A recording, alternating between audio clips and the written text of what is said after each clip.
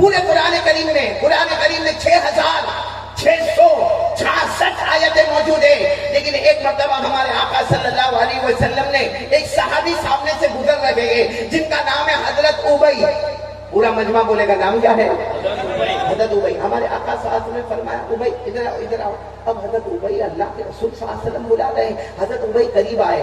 ہمارے آقا صلی اللہ علیہ وسلم نے پوچھا ابی اتنا بتاؤ کہ قرآن پاک آسمان سے اترتا ہے، مجھ پر آتا ہے اور میں قرآن پاک کو پھیلاتا ہوں.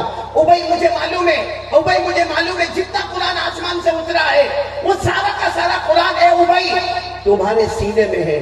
مجھے بتاؤ پورے قرآن میں سب سے اچھی آیت کون سی، سب سے جامع آیت کون سی، سب سے عظمت والی، شان والی، کردار والی، توحید والی آیت کون سی؟ حضرت ابی رضی اللہ تعالیٰ عنہ گھبرا گئے.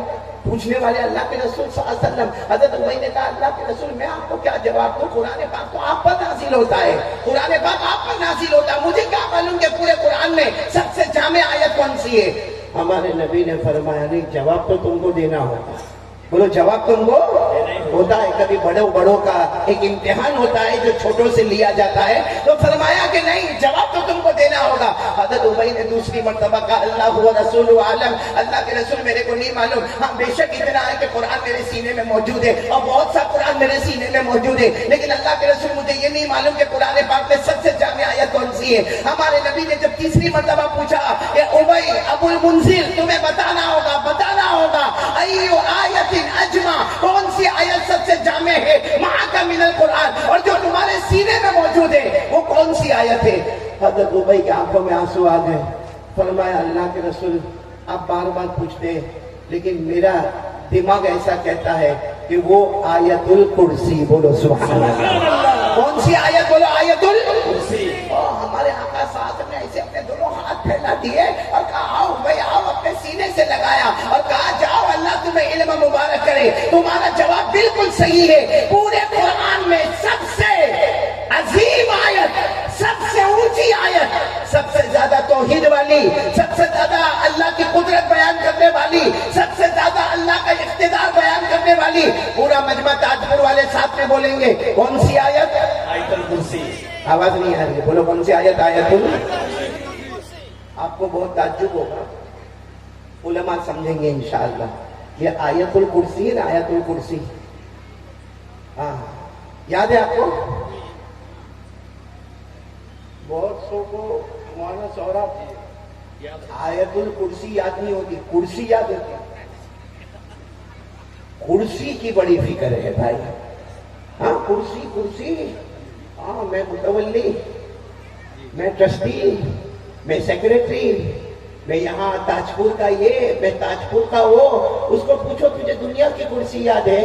صحیح معنی میں بتانا آیت الکرسی تجھے یاد ہے کہ نہیں یاد ہے؟ اچھا اگر یاد نہیں ہے تو کون کون تیار ہے یاد کریں گے؟ بولو انشاءاللہ. نہیں ہاتھ اوپر کر کے بولے یاد کریں گے انشاءاللہ. اور ابھی میں جو بات بتا رہا ہوں نا اس پر تو سب آیت الکرسی یاد کریں گے انشاءاللہ. بولو کریں گے نا انشاءاللہ. ہمارے نبی نے کیا فرمایا؟ ہمارے آقا محمد الرسول اللہ، بولو نا ہمارے آقا تاجدار مدینہ. پورا مجمع بولے محمد الرسول اللہ. ضرور نہیں پڑھ رہے بھائی، آپ لوگ ساتھ میں پڑھے نا.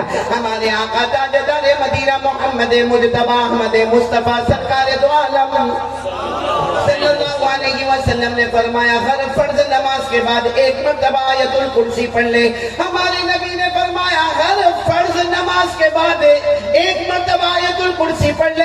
صحابہ نے پوچھا اللہ کے رسول ہر فرض نماز کے بعد ایک مرتبہ آیت الکرسی پڑھیں گے کیا ملے گا؟ ہمارے نبی صلی اللہ علیہ وسلم نے فرمایا ہر فرض نماز کے بعد ایک مرتبہ آیت الکرسی پڑھ لے. جہاں بھی تجھے موت آئے گی مگر موت آئے گی اس کے بعد اللہ تیری قبر کو بھی جنت کا باغ بنائے گا اور قیامت میں بغیر حساب و کتاب کے جنت میں داخل کر دے گا.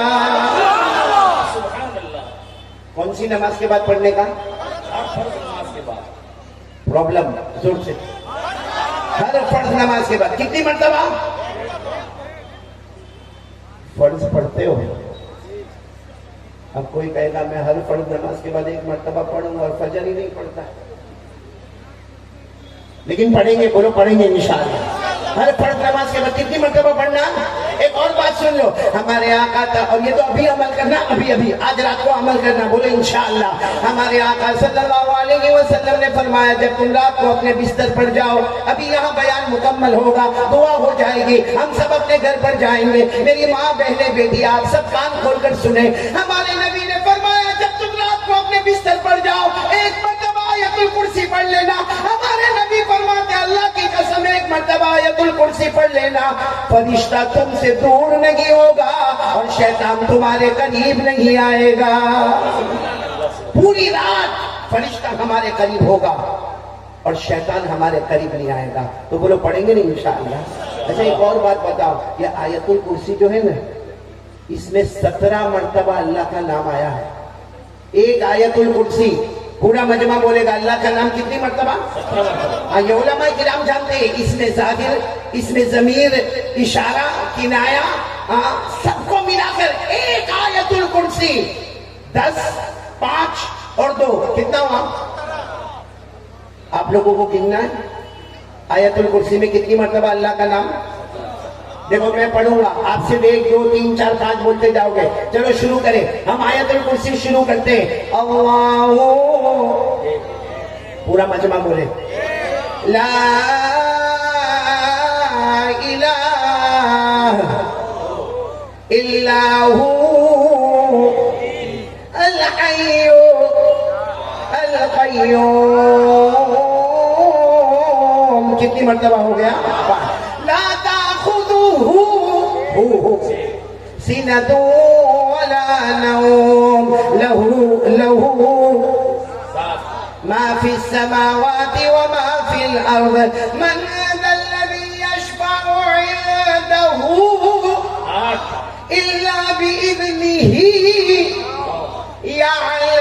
यालम में हुआ, जानने वाला कौन? अल्लाह। कितनी मरतबा हो गया? 10।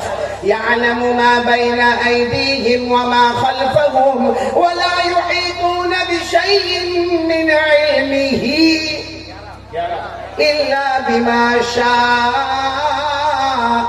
के अंदर हुआ, चाहने वाला कौन? अल्लाह। कितनी मरतबा हो गया? 12।